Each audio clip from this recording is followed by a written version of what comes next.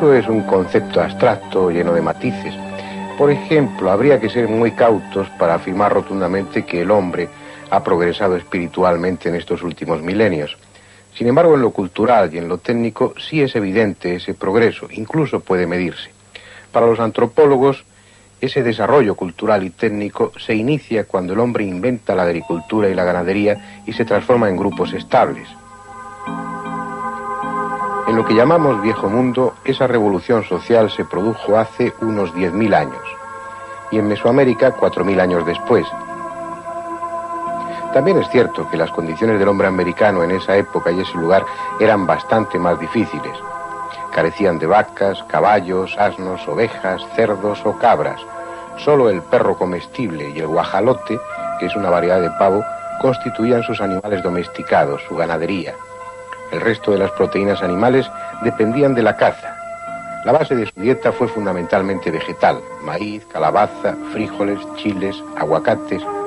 Poco a poco el hombre de Mesoamérica fue imponiéndose a su ambiente hasta dominarlo. Y a partir del año 1500 a.C., crecen sus poblaciones y proliferan las aldeas, al tiempo que su agricultura se diversifica.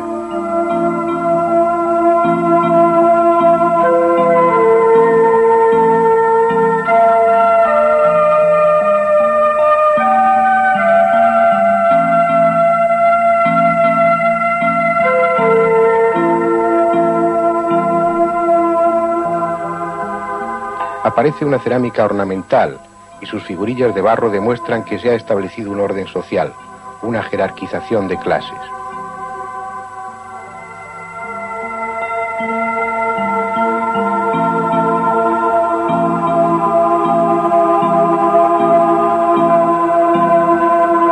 En esos 1500 años anteriores a nuestra era, se produce un lento y progresivo avance que culmina con la aparición de la cultura maya, ya madura, en el siglo IV de nuestra era.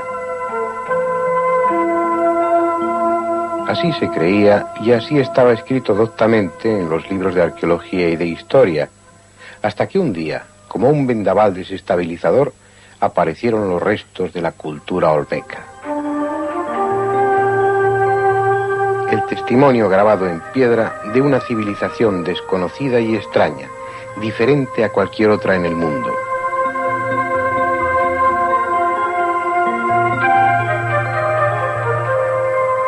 Ajena al resto de los conceptos estéticos de ese lugar de América y de cualquier lugar de este planeta. Original, absurda, inquietante, escapando al concepto que hasta entonces se tenía del pasado de México, rompiendo todos los esquemas arqueológicos.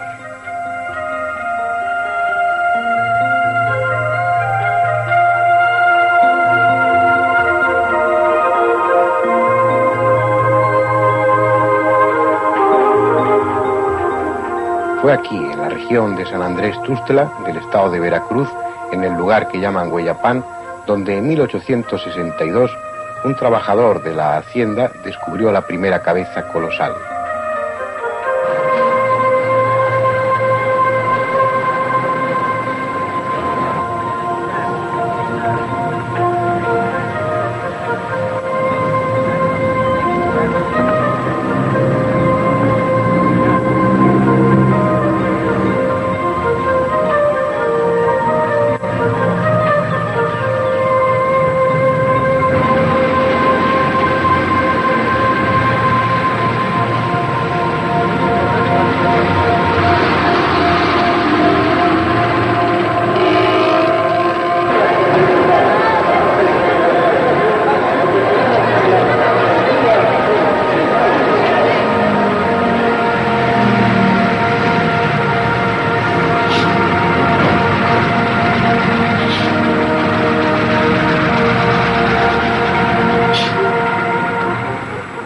Años después, el Boletín de la Sociedad Mexicana de Geografía y Estadística publicaba una breve nota firmada por José María Melgar Serrano.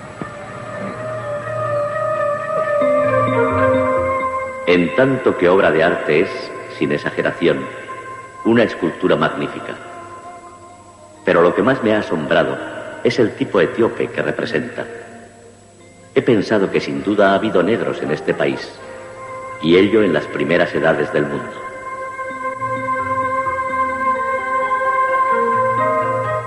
Fue la primera cabeza y también la primera sugerencia que se hizo de la presencia africana en Mesoamérica, algo que irrita profundamente a los arqueólogos.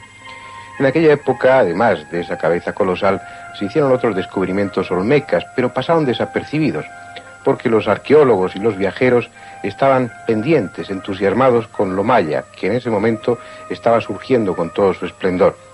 Hubo que esperar al año 1925 a dos investigadores, Franz Blum y George Lafargue, que fueron los que abrieron la puerta de este siglo a esa cultura que procedía del más lejano pasado. En marzo de ese año llegaron a la región de los Tústelas, de volcanes dormidos y vegetación exuberante. Allí, en la laguna de Catemaco, encontraron un ídolo de piedra y una estela. Luego emprendieron el ascenso al volcán de San Martín Pajapán y en la cima dieron con un ídolo singular, de ojos oblicuos y boca de felino.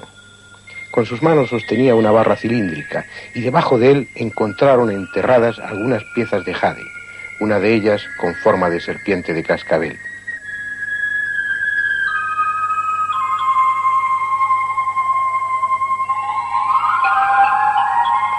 Más allá de esa zona, ya por los límites de los estados de Veracruz y Tabasco, dieron con una región de tierras bajas, abundante en lagunas y pantanos. Y fue remontando el río Blasillo, un afluente del Tonalá, como dieron con una isla rodeada de marismas, La Venta. Allí encontraron un bloque de piedra de más de 2 metros, entonces tumbado y medio cubierto por la vegetación. Era una estela con un personaje esculpido, cubierta su cabeza con un bonete y vestido con lo que parecía una falda.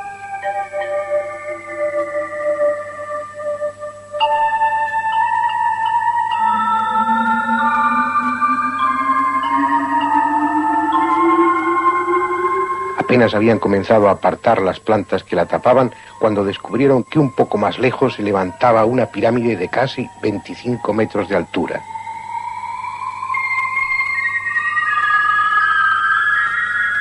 Después fueron varios monolitos labrados que consideraron altares, uno de ellos con un nicho por el que asomaba un personaje sentado y que a un lado tenía una hermosa figura tallada a la que el tiempo y los elementos le habían dado un gesto doliente, como si experimentara el más profundo desamparo, algo que contrastaba con el personaje frontal, también deteriorado por el tiempo, pero dueño aún del aire decidido y firme de quien está dispuesto a defender la entrada hasta las últimas consecuencias. Bajo la abierta boca estilizada del felino, su aparente reposo ocultaba una actitud tensa, alerta siempre, mirando fijamente a aquellos que se acercaban, midiendo sus intenciones, como el guardián de un inaccesible secreto. Más vigilante ahora ante la presencia de los arqueólogos que copian ese altar y otras piezas para un museo.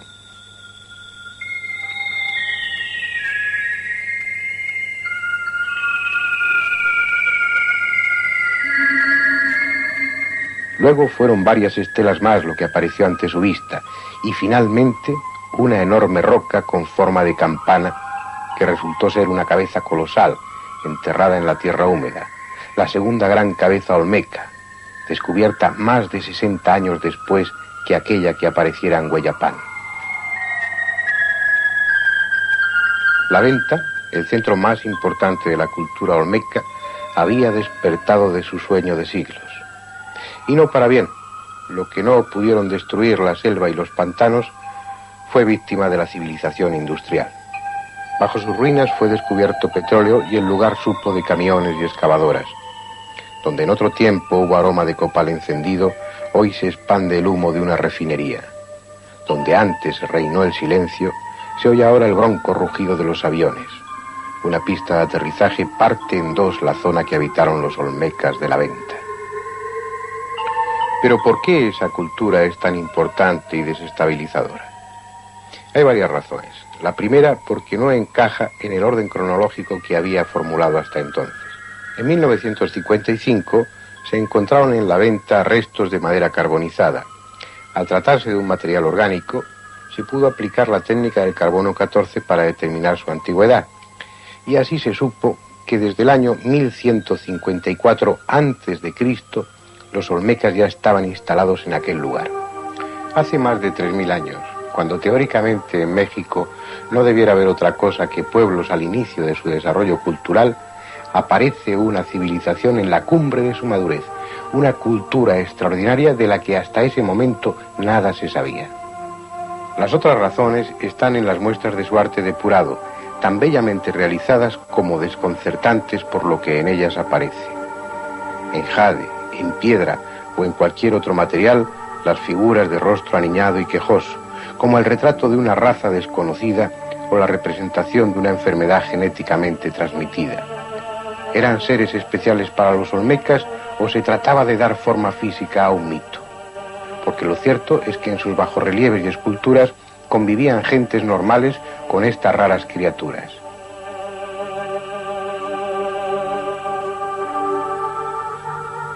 En el altar número 5 de la venta, una especie de sacerdote o noble de rostro normal sostiene en sus brazos a uno de esos niños deformes, de cabeza alargada y gesto gruñón.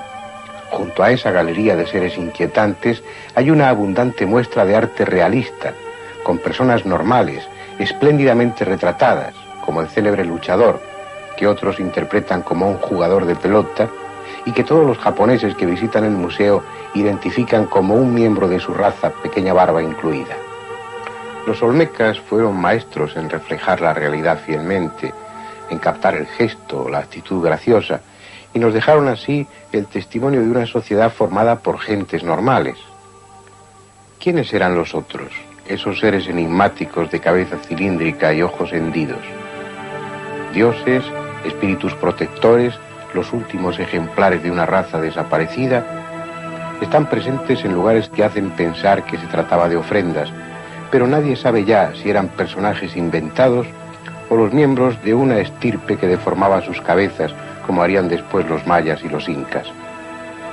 Lo que sí se sabe es que en sus ideas religiosas el jaguar era un símbolo predominante y que sus atributos aparecen mezclados con los humanos en una combinación de aspecto feroz. Esa mezcla de atributos se resume con frecuencia en la boca, de labios gruesos y en un gesto de eterno gruñido. La misma fusión de hombre y jaguar que plasmó en sus bajorrelieves otra cultura lejana, contemporánea de la olmeca, allá en plenos Andes, en Chavín de Huántar. La misma idea, el mismo concepto, el mismo símbolo. Porque era necesariamente un símbolo. Los olmecas, como las gentes de Chavín de Huántar, tenían las mismas razones para adorar al jaguar que podamos tener nosotros ahora mismo. El hecho de que fueran 3000 años viejos no quiere decir que fueran menos inteligentes que los hombres de ahora mismo.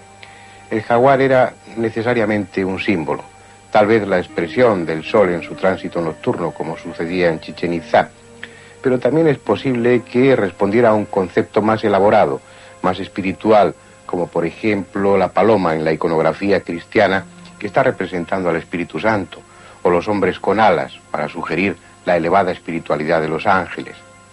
Sea por una u otra razón, el jaguar de los olmecas inundaría toda Mesoamérica, perpetuándose en casi todas las culturas posteriores, aunque su valor simbólico fuera alterándose al socaire de otras influencias religiosas, conviviendo o adaptándose a la iconografía propia de los dioses locales, como los otros símbolos que caracterizaron las viejas religiones mexicanas, la serpiente y el águila, presentes ya en el mundo espiritual olmeca. Esa serpiente erguida y poderosa que parece proteger al sacerdote, cuya cabeza asoma por las fauces abiertas de una máscara de jaguar, en el monumento 19 de la venta.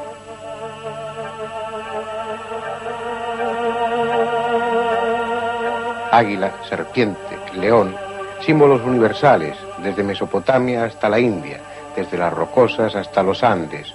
El pasado de la humanidad está lleno de hombres león, hombres serpiente, hombres águila, como atributos de fuerza, de poder, de espiritualidad, atributos que estaban presentes en Mesoamérica de una forma espectacular y casi obsesiva, y que en el caso de los olmecas están cargados de misterio, como corresponde a una cultura de la que lo ignoramos casi todo.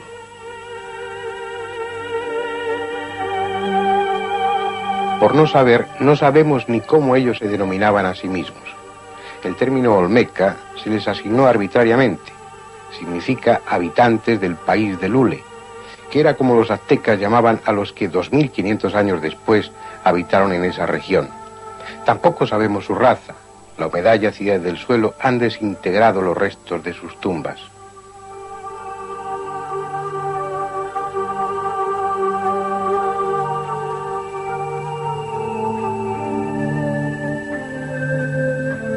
Solo nos quedan sus esculturas y bajorrelieves para deducir cómo eran. Y eso es algo que desconcierta, porque aquella cultura parece, desde la distancia de los 3000 años, una especie de confederación en la que estaban presentes todas las razas actuales y algunas desconocidas. Y como elemento definitivo en esa aparente confusión de razas, las cabezas colosales. Pretendidamente explicadas por algunos arqueólogos dogmáticos, pero sin otras razones de peso que su afán por ordenar y dejar archivado aquello que les molesta. Para unos son el retrato de jugadores del sacralizado juego de pelota, merecedores de pasar a la inmortalidad de piedra por su arrojo y habilidad. Para otros son una galería de monarcas olmecas, y lo deducen porque esas gigantescas cabezas han sido objeto de mutilaciones, supuestamente ordenadas por los sucesores o por un pueblo en revolución. Aunque si esas erosiones fueron producidas por el odio, no se entiende qué dificultad habrían tenido en destruir las cabezas o borrar totalmente los rostros retratados en ellas. Tampoco faltan los románticos que identifican las cabezas con visitantes venidos de las estrellas.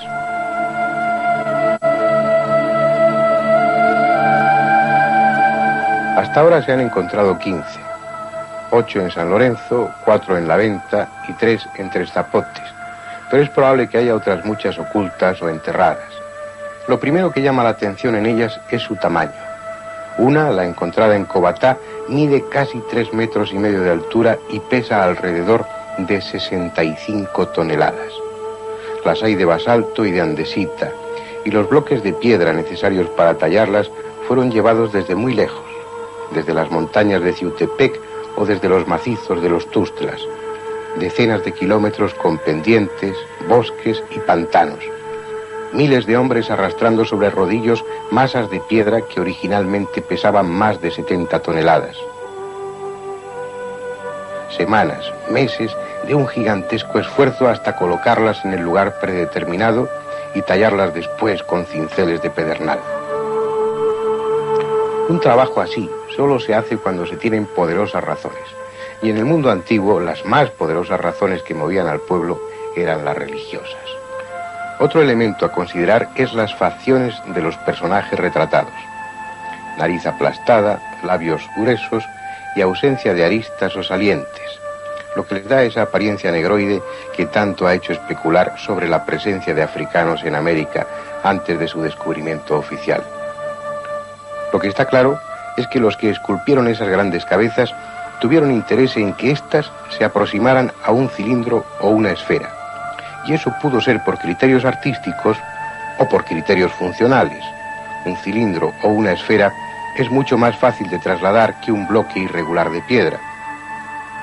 Es posible que las cabezas fuesen talladas parcialmente en la misma cantera y luego terminadas en el lugar que les correspondía.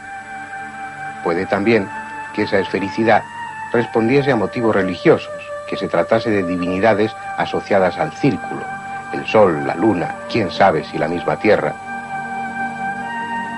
Aunque tal vez sean lo que a primera vista parecen, y a pesar de todo sí haya habido gentes de raza negra en el pasado de Mesoamérica. O si no, ¿a quién corresponde esta pequeña cabeza exhibida en una vitrina del Museo Nacional? Fue encontrada en la zona de Veracruz. Ustedes juzgarán a qué raza pertenece.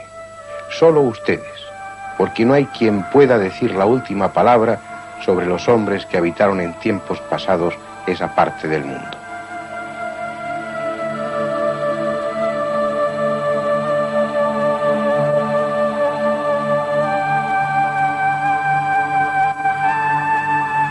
Como nadie está en condiciones de decir cuáles fueron los límites que alcanzaron en su conocimiento los olmecas, su calendario, lo elaborado de su arte, su desarrollada escritura sugieren una cultura evolucionada, muy evolucionada, y en la misma época en la que Ramsés II mandaba construir los templos de Abu Simbel en Egipto y bastante antes de que la cultura griega alcanzara su madurez. Para deducir cómo eran o en qué creían, solo tenemos sus piedras, sus rostros enigmáticos, y eso no es suficiente. A pesar de los 60 años transcurridos desde su descubrimiento, la cultura olmeca sigue conservando sus secretos. Sigue siendo la gran desconocida.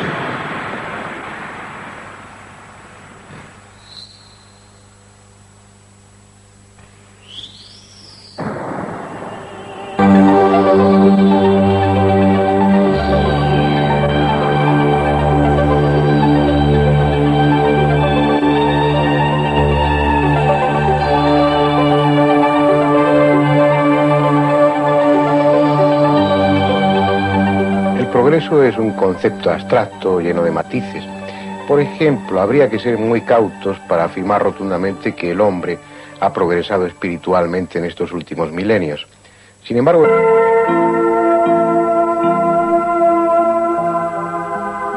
aparece una cerámica ornamental y sus figurillas de barro demuestran que se ha establecido un orden social, una jerarquización de clases.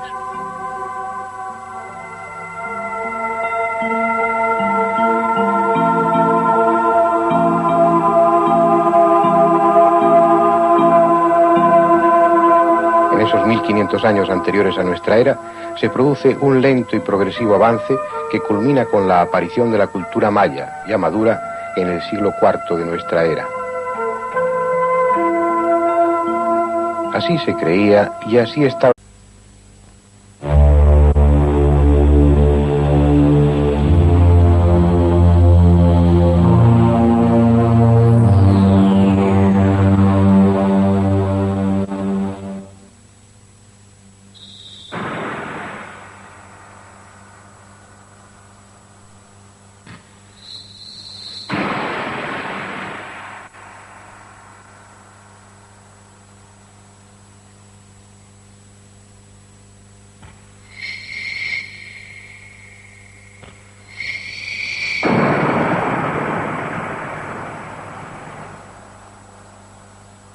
En lo cultural y en lo técnico sí es evidente ese progreso, incluso puede medirse. Para los antropólogos, ese desarrollo cultural y técnico se inicia cuando el hombre inventa la agricultura y la ganadería y se transforma en grupos estables. En lo que llamamos Viejo Mundo, esa revolución social se produjo hace unos 10.000 años, y en Mesoamérica 4.000 años después. También es cierto que las condiciones del hombre americano en esa época y ese lugar eran bastante más difíciles. Carecían de vacas, caballos, asnos, ovejas, cerdos o cabras. Solo el perro comestible y el guajalote que es una variedad de pavo, constituían sus animales domesticados, su ganadería. El resto de las proteínas animales dependían de la caza. La base de su dieta fue fundamentalmente vegetal: maíz, calabaza, frijoles, chiles, aguacates. Poco a poco el hombre de Mesoamérica fue imponiéndose a su ambiente hasta dominarlo. Y a partir del año 1500 a.C., crecen sus poblaciones y proliferan las aldeas, al tiempo que su agricultura se diversifica.